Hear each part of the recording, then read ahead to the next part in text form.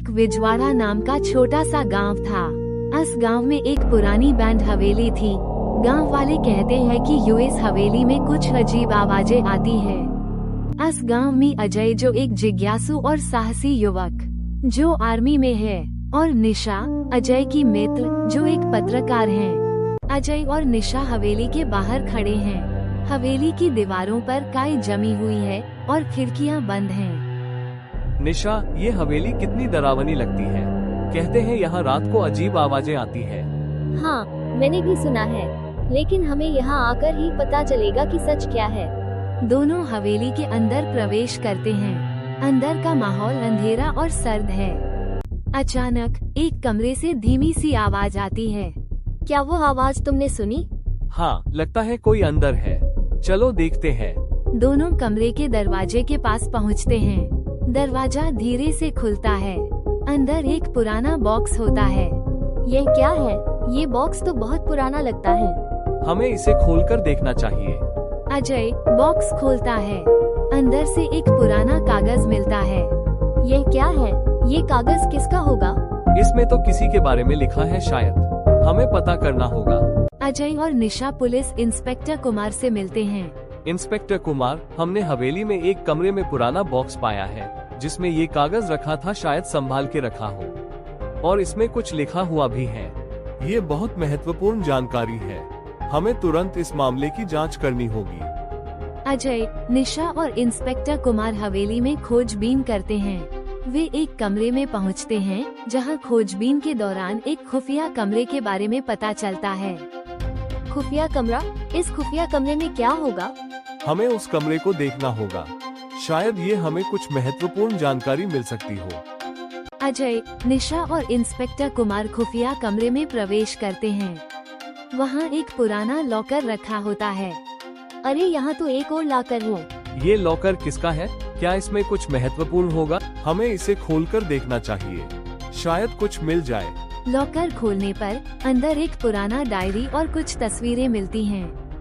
ये डायरी किसकी है और ये तस्वीरें किसकी हैं? हमें इसकी जांच करनी होगी। डायरी की जांच करने पर पता चलता है कि यह हवेली के मालिक की है जो कई साल पहले गायब हो गए थे। तस्वीरों में उनके साथ कुछ संदिग्ध लोग दिखते हैं। तो ये हवेली एक बड़े अपराध से जुड़ी हुई है। हमें इस रहस्य को सुलझाना होगा। हमारी टीम इस मामले की पूरी जांच करेगी। हमें भी पता करना पड़ेगा कि इस हवेली का मालिक कौन था और अभी कहाँ पे है। हाँ, वही इस गुत्थी को सुलझा सकता है। अजय और निशा विक्रम के बारे में जानकारी जुटाते हैं। पता चलता है कि विक्रम हवेली का मालिक था जो कई साल पहले अचानक गायब हो गया था। क्या विक्रम का गायब होना इस रहस्य से जुड़ा हो सकता है? हमें पता करना होगा। अजय और निशा खोजबीन के दौरान एक पुराने गोदाम में विक्रम को पाते हैं। वो थका थका और डरा हुआ दिखता है। विक्रम, तुम कहाँ थे? हम तुम्हें ढूंढ रहे थे। आप कौन?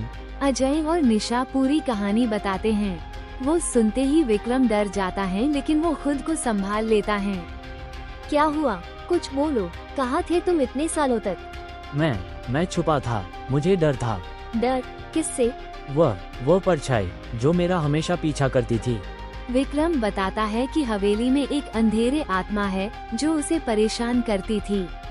वो आत्मा उसकी पत्नी की है जो एक हादसे में मारी गई थी।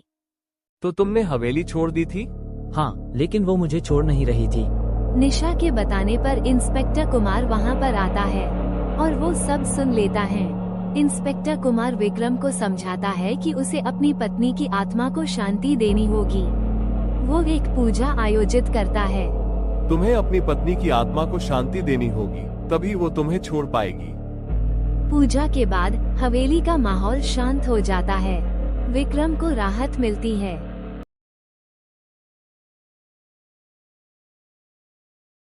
कुछ समय बीत जाता है। तब निशा के घर पर एक लेटर आता है और वो देखने के बाद वो चौंक जाती हैं और दौड़कर अजय के पास जाती हैं। अरे निशा, क्या हुआ? ये देखो, क्या आया है मेरे घर पर। वो लेटर अजय लेकर देखता है और वो भी उसे देखने के बाद हैरान रह जाता है। अजय, निशा और इंस्पेक्टर कुमार उस लेटर के जरिए फिर से तहखाने में प्रवेश करते हैं। वहाँ पर विक्रम की पत्नी साक्षी की आत्मा दिखाई देती है। अरे ये तो विक्रम की पत्नी साक्षी है। लेकिन हमने तो पूजा के जरिए उसे मुक्ति दे दी थी, तो फिर से क्यों?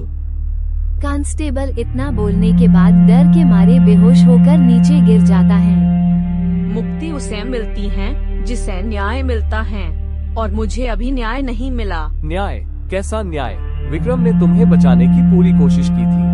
जिसने मेरी हत्या की हो वो क्या बचाने की कोशिश करेगा? मतलब हमें बताओ, हम तुम्हारी जरूर मदद करेंगे। साक्षी उसकी मौत की पूरी कहानी बताते कहती हैं कि मेरी मौत हादसा नहीं बल्कि मुझे उसके पति विक्रम ने ही मारा था। इतना बोलने के बाद साक्षी की आत्मा वहां से गायब हो जाती है। अजय, निशा और इंस्पेक्टर कुमार साक्षी के बारे में जानकारी जुटाते हैं। पता चलता है कि यह हवेली का असली मालिक विक्रम नहीं बल्कि साक्षी होती है। मतलब विक्रम ने जो कहा वो सब झूठ बोला था? हाँ, उसने हमें चकमा दिया और बच निकला। हम बच निकला, लेकिन कब तक? अब मैं उसे बताऊंगा झूठ बोलने की सजा क्या होती है। इंस्पेक्टर कुमार विक्रम को पुलिस स्टेशन बुलाते हैं और उससे पूछताछ करते हैं। विक्रम स्वीकार करता है कि उसने अपनी पत्नी साक्षी की हत्या की थी। हाँ, मैंने ही उसे मारा, क्योंकि वो हवेली उसके नाम पर थी और उसे मैं अच्छे दामों में बेचकर अच्छा मुनाफा कमा सकता था। लेकिन ये तुम्हारी पत्नी को मंजूर नहीं था। हाँ, साक्षी वो हवेली को अनाथ बच्चों में डोनेट करने वाली थी। तुम्हें अपनी पत्नी की हत्या की सजा भुगतनी होगी। विक्रम को गिरफ्तार कर लिया जाता है।